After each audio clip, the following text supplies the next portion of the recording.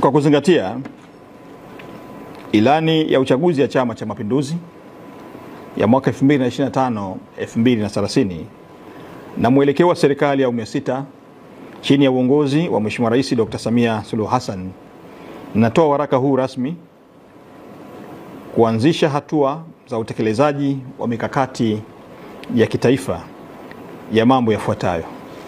Jambo la kwanza ni kuanzisha na kuendeleza viwanda vya kimkakati ikiwemo viwanda vya dawa ili taifa lijitosheleze kwa mahitaji ya msingi ya kiafya.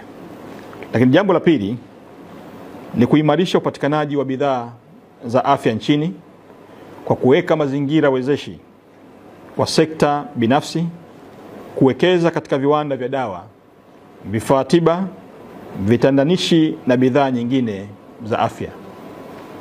Jambo la tatu ni kuimarisha bohari ya dawa yani MSD ili kuongeza uwezo wa ununuzi, uzalishaji na usambazaji wa dawa, vifaa tiba na vitendanishi kulingana na mahitaji ya nchi na matarajio ya Watanzania. Kwa mamlaka niliyopewa, ninaagiza yafuatayo kutekelezwa mara moja. Moja, kuanzishwa kwa Pharmaceutical Investment Acceleration Task Force yani PIAT, na kuagiza katibu mkuu kuunda timu maalum itakayohusika na kuharakisha maamuzi ya uwekezaji viwanda vya dawa nchini.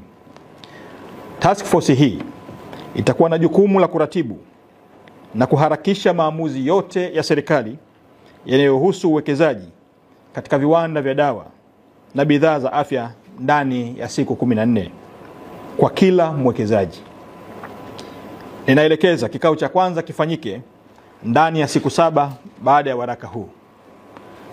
Jambo la pili, wizara iandae orodha kamili ya wawekezaji wote waliowahi kuonyesha nia ya kuwekeza katika viwanda vya dawa tangu mwaka 2015 hadi sasa.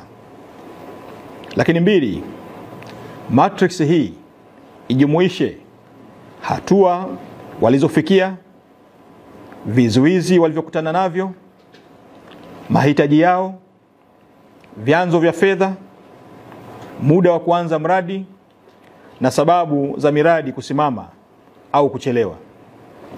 Jambo la tatu ni utekelezaji wa maelekezo hayo. Ripoti ya awali iwe mezani kwangu ndani ya siku 15.